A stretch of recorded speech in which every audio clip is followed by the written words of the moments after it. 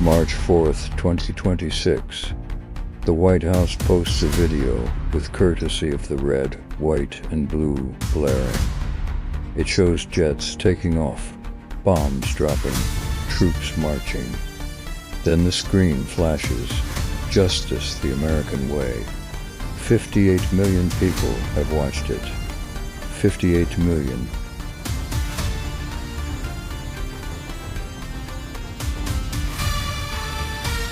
This is the question we have to ask.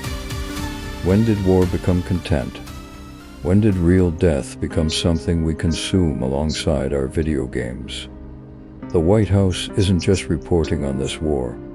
They're marketing it to you, to me, to millions of young people scrolling on their phones. And it's working. Then there's the anime. You heard that right. Anime titled Khamenei Is Back. This video appeared in early March 2026. It opens peacefully. The Supreme Leader embraces a child. Warm colors, gentle music. You'd think it's a tribute. You'd be wrong. This is the most watched piece of propaganda about this war. Over 10 million views in 48 hours. 10 million. That's more than most news networks get in a week. Then the tone shifts. Jets appear on the horizon. Israeli and American markings. Missiles launch. The peaceful scene explodes. Khamenei is killed. On screen, in animation, for millions to see. Now think about that for a moment. An animated depiction of a world leader's assassination. Not news footage. Not a reenactment. Anime, and it's spreading faster than any State Department press release. Then the video cuts to Trump. He receives the news. He smiles. He celebrates. Now, this is where propaganda does its work. To an American audience, this scene reinforces the idea of a strong leader celebrating victory. To an Iranian audience, it confirms their worst fears, that America kills their leaders and glories in it. One scene, two completely different meanings. That's how propaganda operates. It tells everyone what they already want to believe. Then Murtaba rises from the rubble.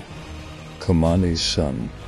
He takes his father's ring, the symbol of succession. The music swells. Iran launches retaliation.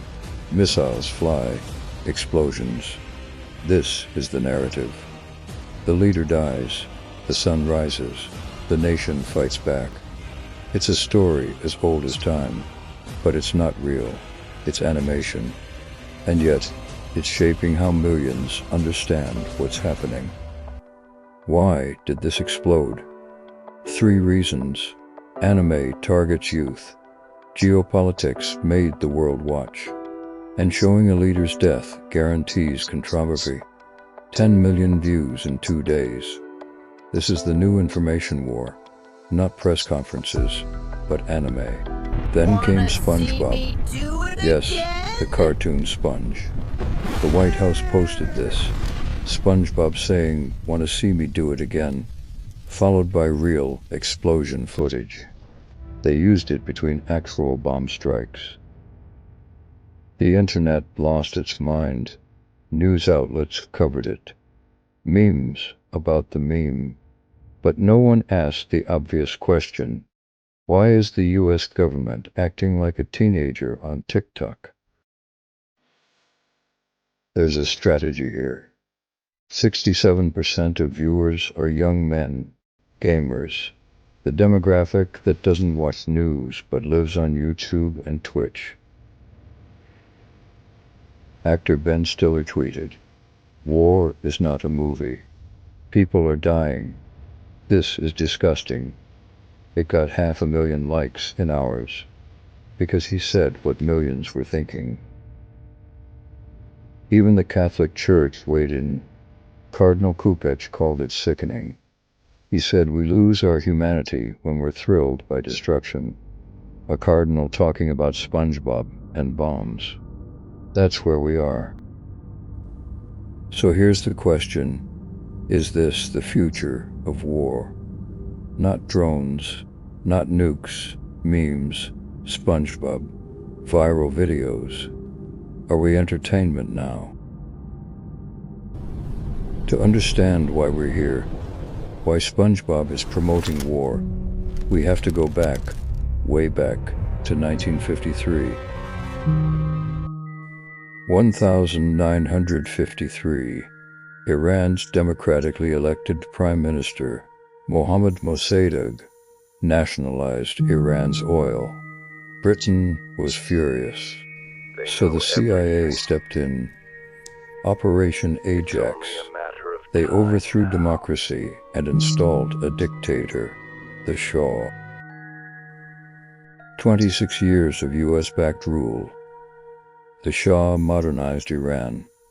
He also tortured dissent, and America's CIA trained his secret police. For a generation, Iran was America's closest ally in the Middle East. But beneath the surface, resentment was boiling, and in 1979, it exploded. Year 1979, the Iranian Revolution. The Shah fled. Ayatollah Khamenei returned from exile. Millions greeted him. America's closest ally became its worst enemy overnight. And then came the hostage crisis. 52 Americans held for 444 days. The U.S. Embassy was seized. Diplomatic relations were cut.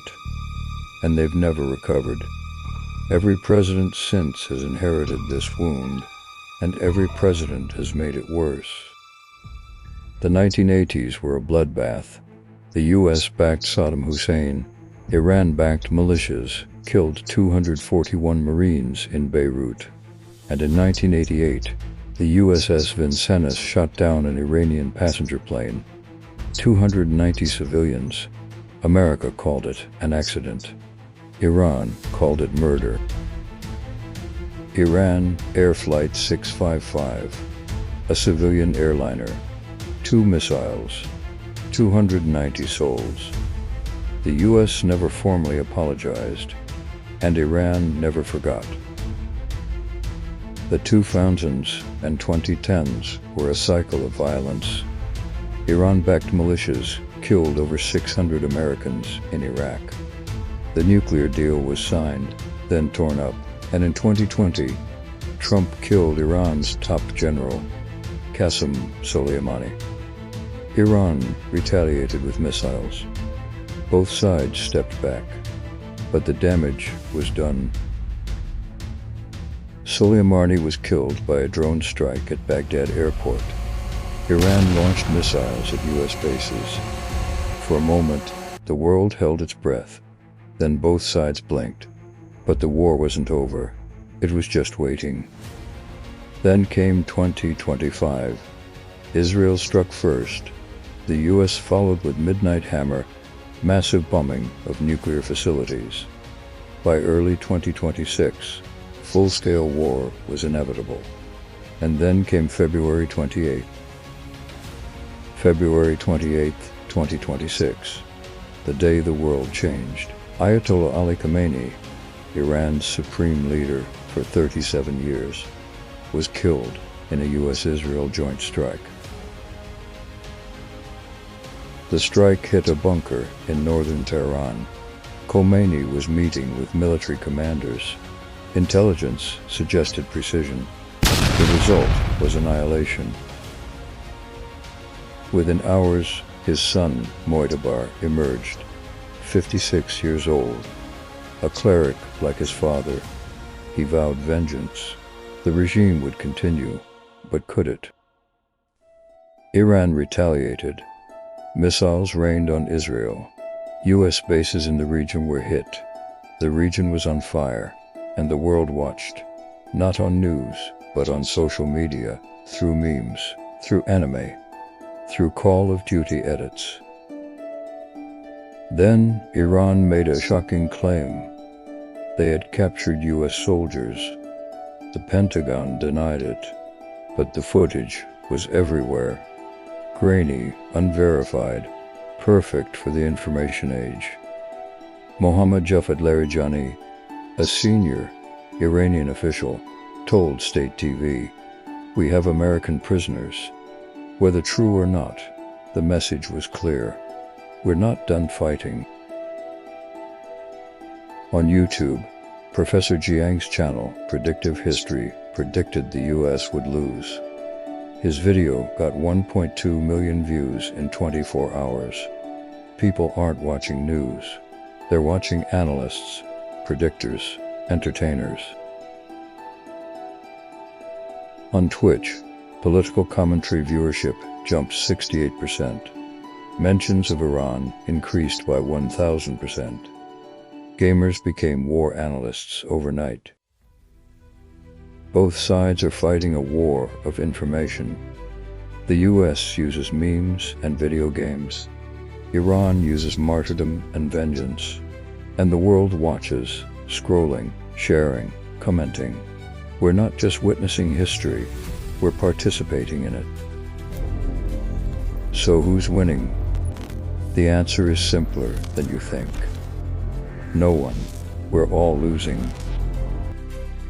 Mu'tabar's first major statement threatened to close the Strait of Hormuz. 20% of the world's oil passes through here. If he does it, the global economy spirals. Gas prices skyrocket. Every country feels this war. Inside Iran, reaction is mixed. Some celebrate, some mourn, some see opportunity. The regime is wounded, but wounded animals are dangerous. And in 8 months, America votes. The election will be a referendum on this war. Every candidate is already using it. Every ad will show explosions. Every debate will ask, who's tougher on Iran? 70 years. CIA coups, revolutions, hostages, shoot-downs, assassinations. And now this. The cycle never ends. It just finds new ways to entertain us.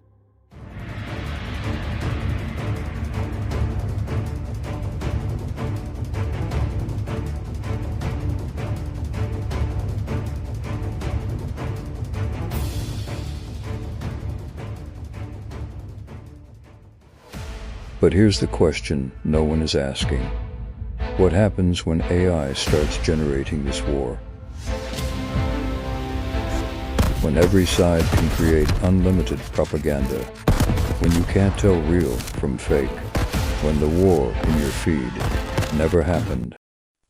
The next frontier isn't bombs. It's AI. And it's already here. War is entertainment.